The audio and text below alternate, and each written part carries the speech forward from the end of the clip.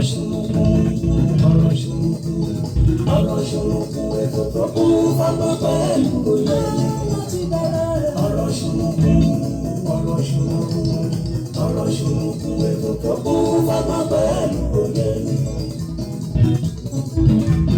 Fàyájì lọ́wọ́ ìpele àkọ́kọ́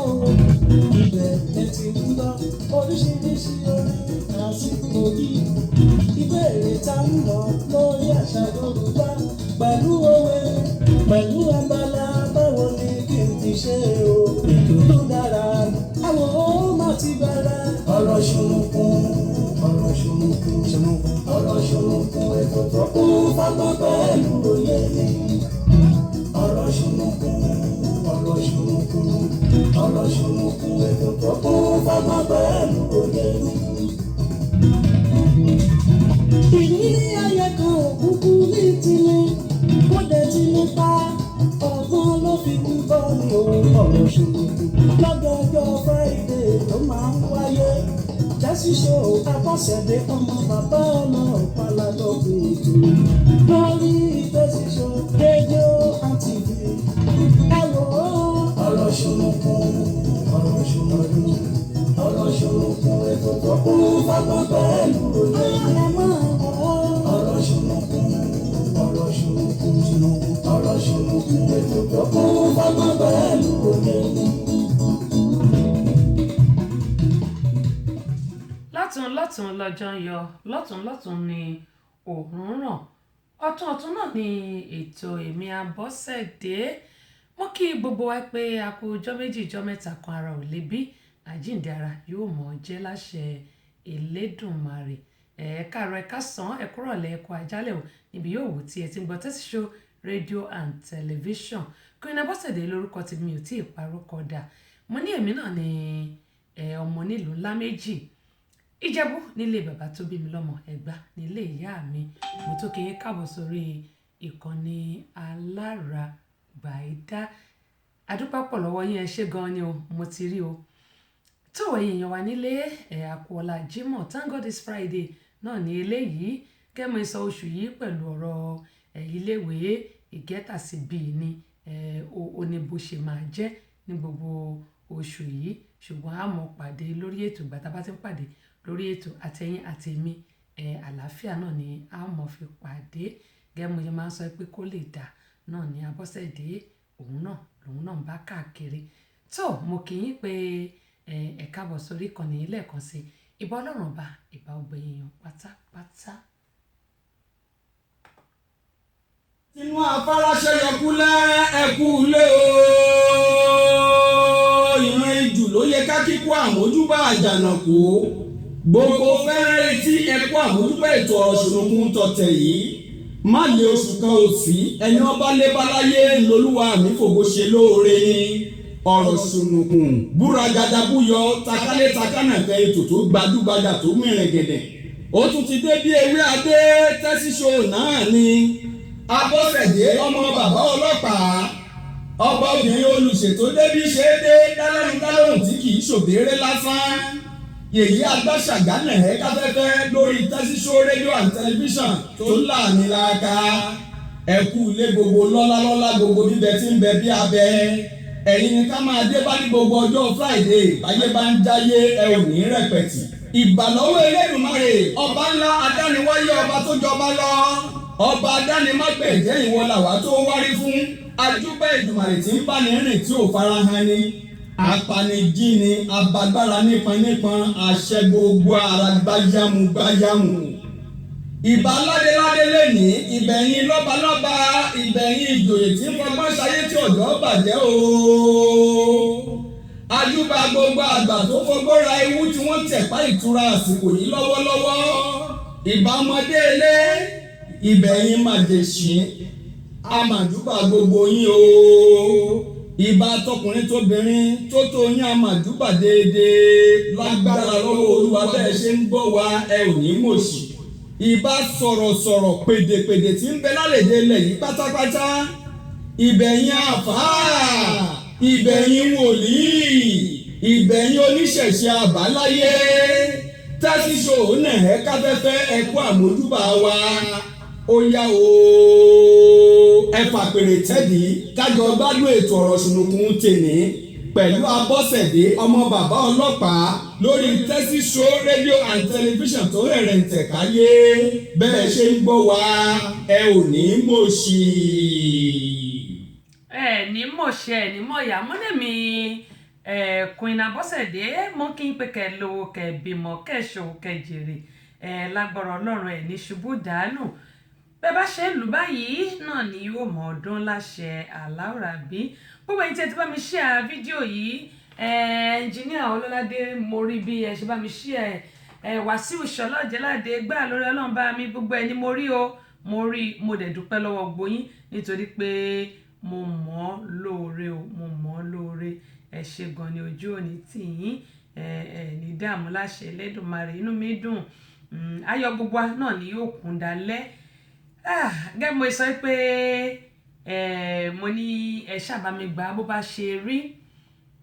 nínú oṣù tá a wà yìí nítorí pé kó lè dá náà ni èmi Abọ́sẹ̀dé lèmi náà ń bá káàkiri gẹ́gẹ́ bí mo ṣe máa ń sọ gbogbo ẹ̀yin èèyàn wa wọ́n ní ẹni tí ó létí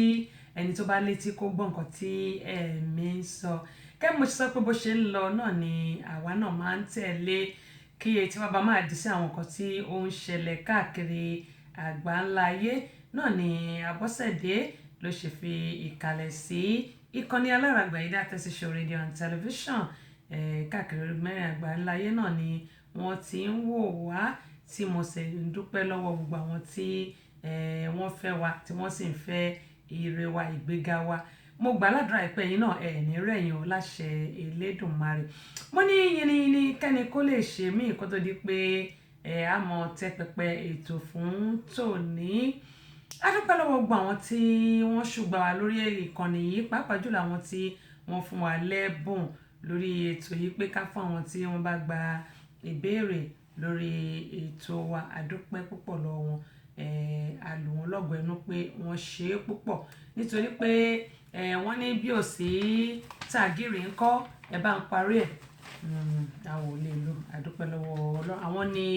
alátìlẹyìn wa lórí ìkànnì yìí gẹ́gẹ́ bí mo ṣe máa ń sọ pé ẹ̀yin tí ẹ fẹ́ polówó ọjà yín ayé ṣì wà fún yín o ayé wà fún yín ayé wà fún yín ọpẹ́ pàtàkì lọ́wọ́ evangelist Fúnmi Àràgbáyé ààrẹ Fúnmi Àràgbáyé JP ààrẹ fún gbogbo olórí ẹ̀mí ní ìlú Nàìjíríà káfàtà àdúpẹ́ pọ̀ lọ́wọ́ wọn bákan náà Ọláìtàn Enterprises àdúpẹ́ lọ́wọ́ Book Enterprises àdúpẹ́ pé òkun Yẹ́bẹ̀jì Ìdòwú Mọ́túnráyọ̀ Enterprises àdúpẹ́ pọ̀ ní ọwọ́ wọn ṣeun gan ni Alhaji Wàsíù Ṣọlá Ọ̀jẹ̀ládé gbà lórí Ọlọ́run ẹ̀kan ẹ̀ní ṣáṣá nílùú Ìbàdàn ni àwọn wà àdúpẹ́ pé òkun wọn ṣeun gan ni fún àwọn orin Yoppy Daddy tí wọ́n fún wa both audio and video CD tí wọ́n fún wa àdúpẹ́ lọ́wọ́ wọn. Bákan náà Tèmítọ́pẹ́ Ọ̀tọ́gẹ̀lẹ̀ Yẹ́bẹ̀jì àwọn wà ní Yẹ́bẹ̀jì Ajítòní àwọn wà ní ọjà Òjé nílùú Ìbàdàn wọ́n ṣe gan-an ní náà ní sọ́wọ́n àtàjèrè ọjà láṣẹ Elédùmarè Ọlátúbọ̀sún Ọládàpọ̀ èkè Odídẹrẹ́ bàbá wa nìyẹn Odídẹrẹ́ ayé kò tọ́ Ọlátúbọ̀sún gbogbo àná la mọ̀ wọ́n bàbá wọn dàgbà Ọlọ́run yóò tún bàbá lọ́ra ẹ̀mí wọn bàbá sọ́njọ́ yẹn pé tí ìbá ṣe pé kinní kan àwọn ò bá fẹ́ ẹ ní bàbá 80 sí ọmọ 30 something àbí sọmọ 40 years ó dá o adúpẹ́ lọ́wọ́ bàbá wọ́n ṣeun gan ni bákan náà mọ́ọ̀gì mo sọ pé àní máa dárúkọ wọn lórí ètò nítorí pé mọ́ọ̀gì wọn àti fún àwọn èèyàn wọn ti jẹ́ lórí ìkànnì yìí bákan náà ni adúpẹ́ lọ́wọ́ dókítà Báyọ̀lé a sọ̀rọ̀ gbogbo tẹ̀fẹ̀ tí mọ̀ràn wọ́n ṣeun gan ni wọ́n fún wa ní káyé rójú CD video CD ni bákan náà wọ́n fún wa ní ẹ̀ṣin 1 audio CD adúpẹ́ pọ̀ lọ́wọ́ wọn àṣà Yorùbá látọwọ́ èmi Queen Abọ́sẹ̀dé èmi náà mo dúpẹ́ lọ́wọ́ ara mi àwọn ibi tí ẹ ti lè rí àwọn iṣẹ́ tí a ṣe rà rèé B&Sons Communication number 17 Mojiyanla South opposite Akínwálé Ẹlẹ́jà ní Mọ́nàtán nílùú Ìbàdàn ibẹ̀ náà ni ṣọ́ọ̀bù tèmi Abọ́sẹ̀dé náà wà bẹ́ẹ̀ bá débẹ̀ àwọn ọjà wa ẹ ó mọ̀ rírà ń bẹ̀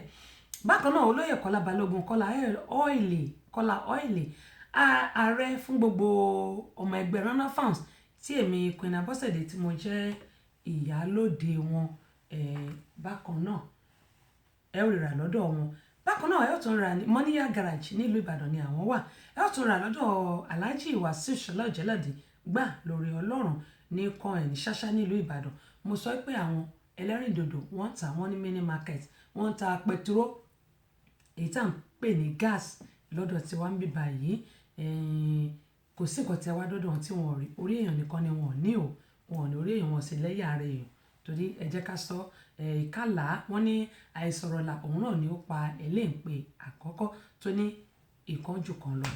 Àbẹ̀kẹ́ Kẹ́hìndé ní Maryland ó wà lọ́dọ̀ tí wọn náà ẹ ó ríra àwọn iṣẹ́ tá a ṣe ẹṣin one both audio and video CD ó wà lọ́dọ̀ wọn. Àṣà Yorùbá audio and video CD ó wà lọ́dọ̀ wọn. Don't try it madam ó wà lọ́dọ̀ wọn, video CD nìyẹn ó wà lọ́dọ̀ wọn. Bákan náà èmi Queen Abọ́sẹ̀dé gbogbo àwọn ṣáì káyọ̀rọ̀jú gbogbo ìlú wà lọ́dọ̀ tèmi $10 ni àtà ní ìlú wa ń bí báyìí $10 ni àwọn èèyàn náà dẹ̀mọ̀ pé $10 ni. Bákan náà Tire Stores number 1 àjẹ ìbẹ̀lẹ̀ wò ní Òkè Àrẹ́gbà nílùú Abẹ́òkúta ó wà ní ọ̀dọ̀ wọn. Bákan náà àwọn ṣáì náà ẹ rà lọ́dọ̀ wọn. Bákan náà ó wà lọ́dọ̀ Sofeco bàbá wa Alàgbà Festus ní Èkó Tẹ̀dó nílùú Ìbàdàn. Sofeco àwọn ta rug, wọ́n ta àwọn tiles ìgbàlódé àti tẹ́ bá fẹ́ rug ó wà, àwọn tiles ìgbàlódé náà tó jẹ́ pé pure tiles ni gbogbo ẹ̀ náà ni wọ́n ní ọ̀dọ̀ wọn. Bàbá yìí ti wà ní Èkó Tẹ̀dó mẹ́rin ó ti pẹ́ gan nílùú Ìbàdàn. Ẹ bá wọn náà ẹ bá wọn lọ àwọn kìtà gbàrọ̀gbùdù kò sẹ́ni tí ò mọ̀ wọn, ojúlówó ọjà ni wọ́n máa ń tà. Wọ́n wà ní opposite Queen Cinema ní Èkó Tẹ̀dó nílùú Ìbàdàn. Adúpẹ́ pọ̀ lọ́wọ́ gbà wọn lágbàtà wa. Bákan náà ẹ lè rí ní France lọ́dọ̀ Prince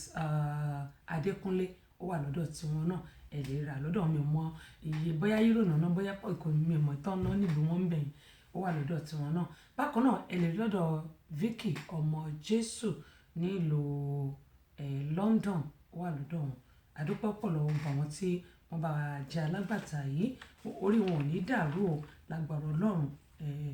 Ọlọ́run yóò máa bá mi mú wọn tẹ̀síwájú. Orí ọ̀fẹ́ ní gbogbo wa rí gbà wípé àwa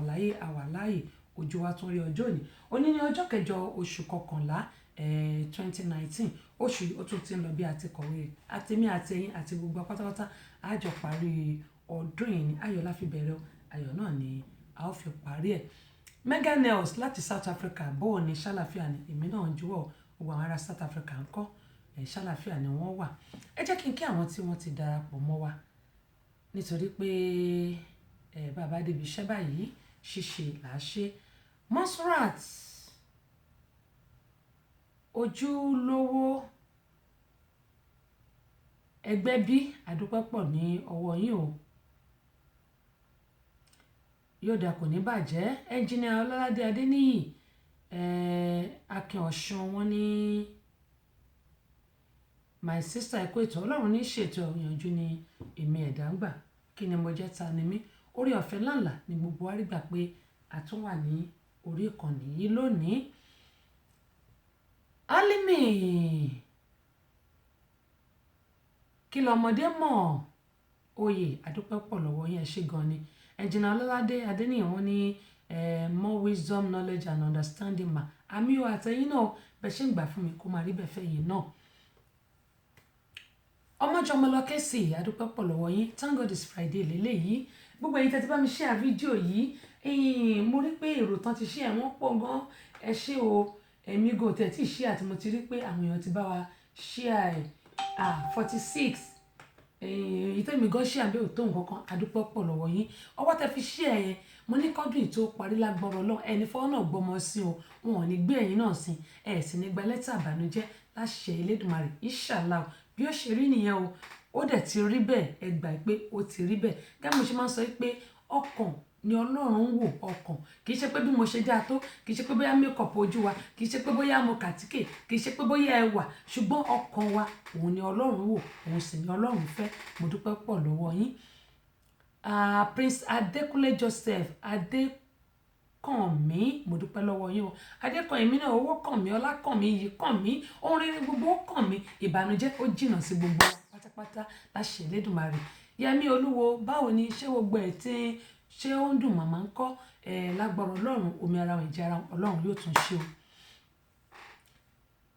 bákan náà ìyàwó yín mo gbà ládùúrà pé lágbára Ọlọ́run ohun búburú kan kò ní yà sẹ́ẹ̀dẹ̀ yín wọn sì ní bọ́ bàtọ̀ fọ sẹ́nu náà yín wọn wá ní kí yín kú rọ̀jú láṣẹ Elédùmarè mo kí yín wọ́n ní good afternoon ma ẹ̀yin náà good afternoon o Azeez Sọ́lé Olúgbìlé ọmọ ẹgbẹ́ Rana fans ní láti Ìsẹ́yìn àdúpẹ́ o Yẹmí Olúwa ní happy weekend ma same to you sir. Àbẹ̀kẹ́ Kẹ́hìndé ẹ̀rín òjọ́kọ̀nà Azeez mo ti mọ̀ pé láti Ìsẹ́yìn ni ẹ ti ń sọ̀rọ̀ mo ti mọ̀ ẹ́ ṣe Àbẹ̀kẹ́ Kẹ́hìndé yóò dà kò ní bàjẹ́ a kú òtútù yìí o yóò bá wa lára mu kò ní gbòdì lára wa gbogbo a ní láti máa tan hítà ṣùgbọ́n nǹkan tí a gbọ́ láàrin ọ̀sẹ̀ tí a wà yìí bàbá wa Ọlátúnbọ̀sún wọ́n ní ó dà àdúpẹ́ pọ̀ lọ́wọ́ yín èmi náà ẹ̀rí èmi náà tọ́ǹpù tèmi náà lẹ́ ń rí yìí mo dúpẹ́ lọ́wọ́ yín o mo dúpẹ́ pé òkun Àjíà Àjọkẹ́ Ayaba Ọ̀gálá sísítà nígbò ìṣàlàfíà lẹ́wà wọ́n ní happy weekend same to you sister àdúpẹ́ lọ́wọ́ Ọlọ́run Ọmọ́tọ́lá bóò ní ṣàlàfíà ni Ọ̀túnba Ayọ̀ọ́lá àdúpẹ́ pọ̀ lọ́wọ́ yín o Francis Simon wọ́n ní greeting from the Kotikos family okay alright wọ́n ní ẹ̀kú ètò Ọlọ́run ní ṣètò ẹ̀ àdúpẹ́ pọ̀ lọ́wọ́ ẹ̀yin náà Francis Simon bí mi tiẹ̀ mọ ẹni tó ń sọ̀rọ̀ Ọlọ́run mọ́ ń tàn àdúpẹ́ o kò sẹ́ni tí ò mọ kò tí kú Ọlọ́run má borúkọ gbogbo wa jẹ́ Adédèjì Abíọ́dún Isaac Shalom Shalom bàbá bó ní Ìbàdàn ní bàjẹ́ Shalom studio náà ò ní bàjẹ́ láṣẹ Elédùmarè gbogbo a máa wà bí ẹwà ní lágbára aláwòrán bí a máa wà bí ẹwà ní àní ṣubú dànù kì í ṣẹ̀wà jíjẹ́ o a máa wà bí ẹwà àdẹ̀ ní bàjẹ́ àní pín ẹ̀kẹ́ Tinúkẹ́ Ayẹni from all the way from Ireland bó ní sísítà mi ṣàlàfíà ni àwọn tí Ireland ń kọ́ Adédèjì Shalom Òrékelẹ́wà ókè o èmi nu o àbí bó ní èmi nu ẹ ṣe jàre yóò dà kò ní bàjẹ́ ẹ̀yin náà ẹ handsome o ẹ̀yin náà ẹ̀yin ṣàmù obìnrin náà máa ń sọ pé beautiful ẹ̀yin náà handsome ẹ̀yin náà dẹ̀ ẹ dàbí Ọdúnládé ní bẹ́ẹ̀ ṣe sì gbọ́lẹ̀ nìyẹn Ọlọ́run ní bà ẹwà yín jẹ́ ẹwà yín Ọlọ́run ní bàjẹ́ ẹwà yín ò ní bàjẹ́ Shalom studio náà kò ní dàrú lágbára Elédùmarè àdúpẹ́ lọ́wọ́ yín bákan náà Tinúkẹ́ Ayẹni wọ́n ní beautiful evening queen Yèyé Agbáṣàga ẹ ṣé Yèyé Agbáṣàga ìyálóde amúlùdùn ambassador amúlùdùn ìyá ẹgbẹ́ ìlẹ̀kẹ̀ lóye Ọlọ́run kó ṣàánú mi Queen Abọ́sẹ̀dé abẹ́rí báyìí ó ti pọ̀ kò tí pọ̀ tó yóò mọ lọ sókè sí ní láṣẹ Elédùmarè Adéníyì Adémọ́lá Adélékè láti all the way from London ẹ kú rọ̀lẹ́ lọ́dọ̀ tí torí 6 hours different la wà báyìí àwa wà ní 12 ẹ̀yin ti wà ní past 6 right bóyá aago ti London náà máa ń change mi ò wá mọ̀ bóyá ti London ti change bóyá kò ti change London náà máa ń change bíi tiwa ó kàn pé lamẹ́ríkà kọ́lọ́ ṣàánú ayé wa ní àwọn tó ní 3 hours 2 hours 1 hour 5 hours ṣùgbọ́n ní London ó dà pé 1 hour péré ni tiwọn bóyá ọ̀wọ́ kó jẹ́ pé bíi tiwa náà ni mi ò mọ̀ Káàdé Olúṣògo mo rántí pé ìgbà last week là ń sọ̀rọ̀ àbí week before là ń sọ̀rọ̀ weather tẹ́ni 35 degrees ọ̀dọ̀ yín wà tí mo ní ooru ló mú lọ́dọ̀ yín in fact ìgbà tí mo fi ṣe tán lórí nínú studio mi it was 32 degree lọ́dọ̀ 33 àbí 30 to 33 degree ní lọ́dọ̀ wa tí mo ní yéèpà ilé bọ́sítà mo ní Ọlọ́run ọba o Texas ò kí n tutù tẹ́lẹ̀ àbí bẹ́ẹ̀ ṣe sọ yìí kò ní gbòdì lára gbogbo wa o láṣẹ Elédùmarè bákan náà Ṣọlá Amòye àdúpẹ́ pọ̀ ní ọwọ́ yín gbogbo ẹ̀yin tẹ́ ti bá mi share fídíò yìí mi ò lè kà yín tán Ọlọ́run mọ̀ yín ẹ̀jìnà Ọlọ́ládé Adéníyì Akínọ̀ṣun òun ló kọ́kọ́ gbé jáde mò ń bọ̀ náà.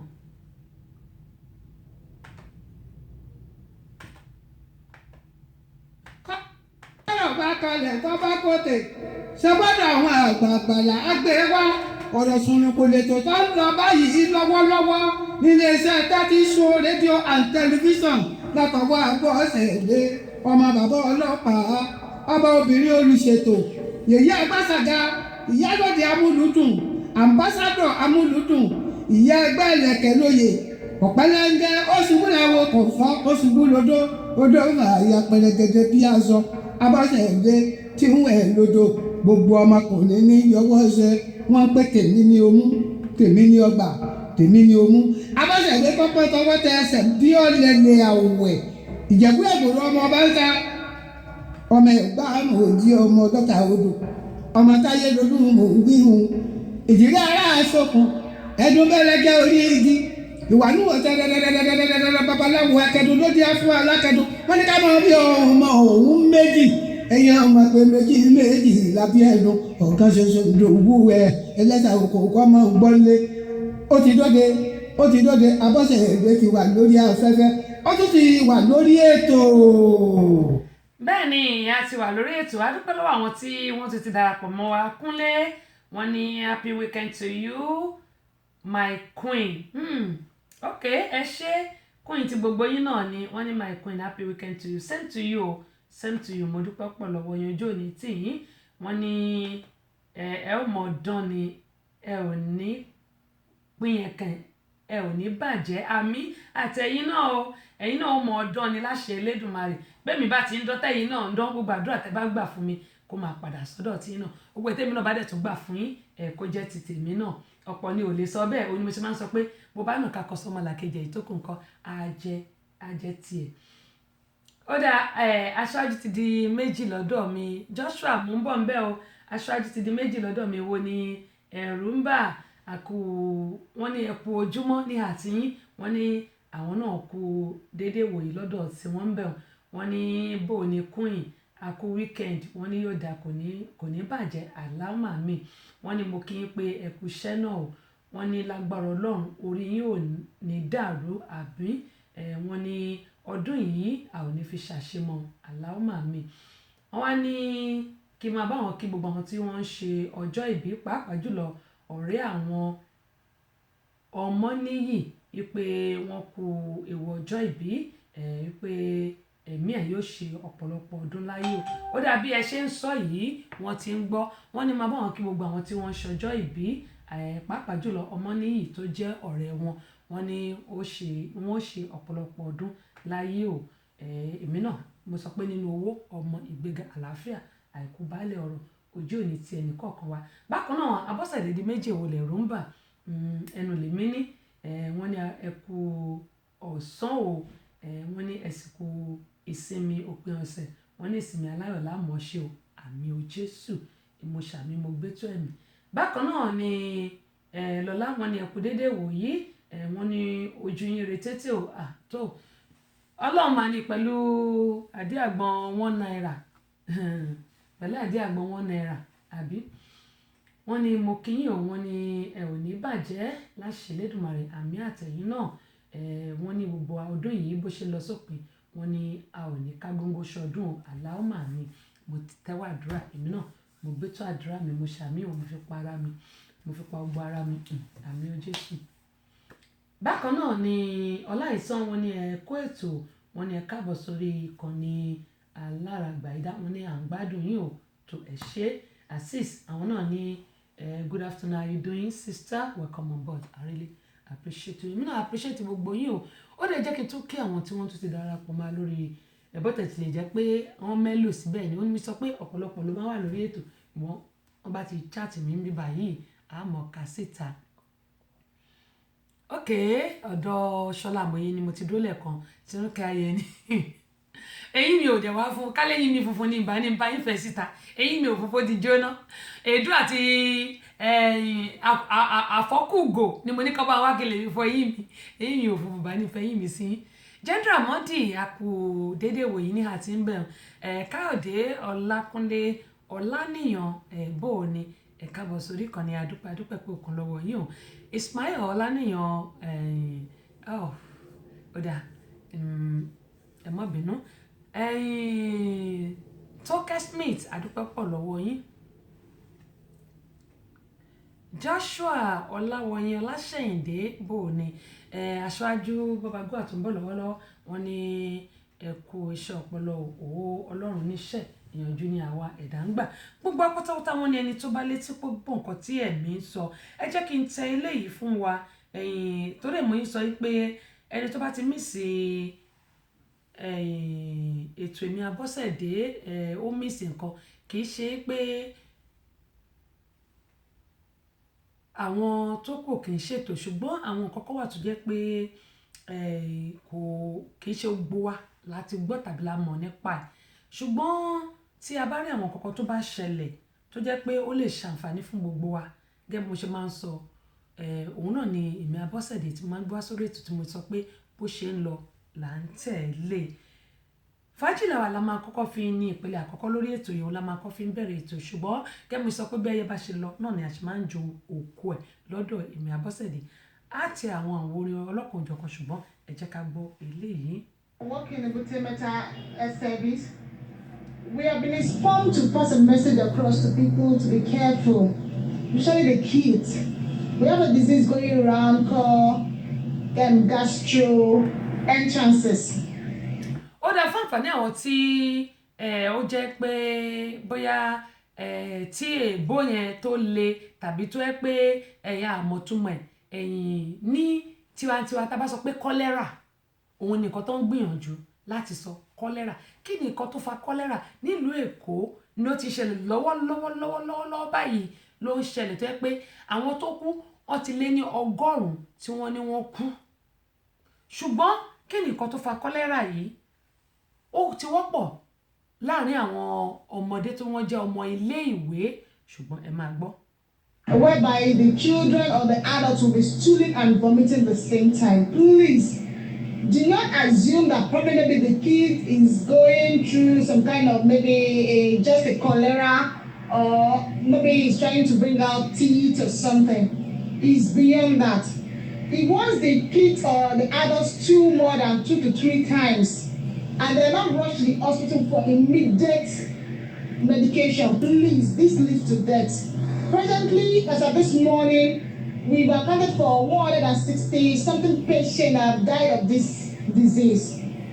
all through the Lagos. Those are the ones that we know. Ṣé ti gbọ́ wọ́n ní àwọn ilé tí wọ́n lè kà lọ́wọ́lọ́wọ́ báyìí wípé wọ́n ti lé ní 100 wọ́n ti lé ní 100 160 something ló pè gbé 167 àbí nǹkan wọ́n ti lé ní 100 ìyẹn ni pé àrùn onígbá méjì tí wọ́n ń pè ní kọ́lẹ́rà ó ti wà nílùú Èkó lọ́wọ́lọ́wọ́ báyìí tá à ń sọ̀rọ̀ ẹ̀ lọ́wọ́lọ́wọ́ báyìí àwọn ọ̀dọ́ tó dẹ̀ pé ọmọ iléèwé ló ń kú jù ohun tí arábìnrin wa ń gbìyànjú láti sọ ni pé tí bí àrùn yìí ṣe bẹ̀rẹ̀ sí tàn kálẹ̀ yìí wọ́n ní a ní láti rí dájú pé a kìlọ̀ fún àwọn ọmọ wa àwọn ọmọ ní kọ́kọ́ o kò sẹ́ni táwọn onígbá méjì ò lè mú àtàgbàlagbà àtọmọdé kò sẹ́ni tí ò lè mú àrùn burúkú ò ní mú wa ṣùgbọ́n kí ló ń fà á ẹ jẹ́ ká kọ́ gbọ́ eléyìí á wá sọ̀rọ̀ lórí ẹ̀ ohun tó ń ṣẹlẹ̀ lọ́wọ́lọ́wọ́ báyìí nílùú Nàìjíríà òun leléyìí o. And they brought to the hospital. Generally in General Hospital Island, we have about 66 patients on admission for it. So please, let's just be careful. To our kids, make sure they wash their hands always. Their hands should be clean. Make sure you tell the teachers in school, feeding them, probably crash or whatever, feeding them, that they should wash their hands properly before feeding the kids. And also, they should always wash the hands of the kids in school because it's easy for them to contact it. And those of you buying water from Aboki and also, please boil the water before drinking or giving to the kids. This is very, very important. As of today, we have about 6 patients on admission on this disease. So please, and we have a patient that just visited someone in the hospital and going back home, daybreak, she was brought in dead. And this is an adult for that matter. It's very contagious to that level. So please do not assume that it's just a mere cholera. Please, once the child is stooling or once you are stooling, for just one or the second time, rush to the hospital, any general hospital nearby, please, for proper medication. Please, do not risk your life. Do not say, don't let me go and do self-medication, take Flagyl and it will stop. Please, if you get to the hospital and proper test is done, so that you are not contactable, then you can go and take the Flagyl or whatever. But please, don't do self-medication. Please. I beg of you, please. And it's very rampant. Please be careful. Tell the teachers, talk to them in school. They should be able to inform other parents so that they can take care of their kids so that their kids will not give it to our own kids. So please, just be careful. Thank you. Ṣé rí arábìnrin tó sọ̀rọ̀ yìí General Hospital ni ó ti ṣẹ́ nílùú Èkó ohun tó ń gbìyànjú láti sọ ni pé àrùn onígbá méjì tá à ń pè ní kọ́lẹ́rà ó ti bo gbogbo ìlú Èkó báyìí wọ́n wá ń sọ fún gbogbo wa kò wá ṣèlú Èkó nìkan ṣe bẹ́lẹ̀ tí wọ́n rí òun ni wọ́n sọ èyí tó rí òun ni wọ́n sọ yìí ṣùgbọ́n ohun tí wọ́n gbìyànjú láti sọ fún wa ni pé kí a rí dájú pé a tọ́jú ara wa báwo la ṣe fẹ́ tọ́jú ẹni tó ní àrùn onígbá méjì lákọ̀ọ́kọ́ arábìnrin yìí sọ wípé ẹni tó wá sílé ìwòsàn tó wá wo ẹni tó ní àrùn yìí ó ní nígbà tó máa fi rí lẹ́yìn tẹ́ ẹni yẹn kúrò ní ilé ìwòsàn tó padà délé ẹ̀ ó ní wọ́n gbé ẹni yẹn padà wá sí ilé ìwòsàn ó ti kú gbégbà tó máa fi gbé délé ìwòsàn ẹni yẹn kú bẹ́ẹ̀ ni àrùn onígbá méjì tá à ń pè ní kọ́lẹ́rà ó lè pààyàn dáadáa kí ni nǹkan tó ń fà á ṣé ẹ mọ̀ pé àrùn yìí máa ń tàn kálẹ̀ tó tí ẹnìkan bá ti ní yóò mọ ṣu yóò mọ bì bó bá ṣe ń bì báyìí náà ni ó mọ nígbọ̀n tí ó mọ jáde díẹ̀ ẹlòmíì gan kó tó só báyìí àfi pẹ̀rẹ̀pẹ̀pẹ̀pẹ̀ tẹ́ bá ti wá ríru eléyìí gẹ́gẹ́ bí arábìnrin ṣe sọ pé àwọn ẹlòmíì máa ń lọ lo flagyl tá à ń pè ní metronidazole kò lè dá dúró nítorí pé bó bá lò ó bì dànù kò lè dúró nínú ẹlòmíì wọ́n mọ lọ bu ògì tútù wọ́n mọ ni wọ́n fi ń dá ìgbẹ́ rárá o àrùn onígbá méjì kò ṣeé ṣe bẹ́ẹ̀ ó ní bó ṣe máa ń sọ fún àwọn èèyàn pé you have to take care of yourself ṣẹ́rí hand sanitizers tá a máa ń ní bíbá yìí nílùú òyìnbó ń bí wọ́n wà nílùú Nàìjíríà náà ẹ lè rí ní àwọn ilé ìtajà bí ní ọjà mi ìwà mọ̀ bóyá wà náà bí bóyá wà ní irú ọjà gbé ní àbí bóyá Èkó-Tẹ̀dọ̀ àbí bóyá Ògùnpa ìmọ̀ bóyá wà bí bẹ́ẹ̀ yẹn ṣùgbọ́n mo mọ̀ pé tẹ́ bá dérò àwọn ilé ìtajà tó jẹ́ tòyìnbó yẹn àbí kẹ́míìsì ẹ máa rí ṣé rí ó ṣe pàtàkì tá a bá lọ sílé ìgbọ̀nsẹ̀ ká fọwọ́ wa ká tó jẹun ká tó mú nǹkankan ká tó fọwọ́ lé bóyá ilẹ̀kùn bàbá tí ń bọ́ta nílé ìgbọ̀nsẹ̀ báyìí a ní láti fọwọ́ wa ká fọ dáadáa ká dẹ̀ mọ sanitizers ta ní àfi pa ọwọ́ bó ṣe máa ń pè ní Yorùbá hand sanitizer ó máa ń pa kòkòrò wọ́n ní kill 99.9% of the germ ó wà nílùú òyìnbó ń bí tó yẹ pé a fi ń kọ́ káàkiri ni àwọn tó ń ṣẹ́ ní hospital àwọn tó wà nílé gbogbo kò sẹ́ni tí ò ní nínú ilé ṣùgbọ́n nílùú Nàìjíríà ọ̀pọ̀lọpọ̀ ló yẹ pé àkínbíkítà ìgbà mi wà jẹ́ pé tí a bá ń bóyá ikùn mú ṣe irú àsìkò tútù ní ìsìn ẹlòmíì tó bá wúkọ́ akọ̀ǹkọ́ yẹn báyìí gbogbo àwọn tó bá wà ní agbègbè ẹ̀ atẹ́gùn máa gbé lọ wọ́n máa inhale yẹn nípa máa fà sí mú ẹlòmíì tó bá dẹ̀ lanu báyìí akọ̀sí lẹ́nu òun náà bẹ̀rẹ̀ sí wúkọ́ ẹlòmíì tó bá di réòmù irin tá máa tó ẹ pé irin stẹ́ẹ̀pù tó bá dì mú báyìí tó bá pẹ́ wọ́n ti contaminate tẹ́lẹ̀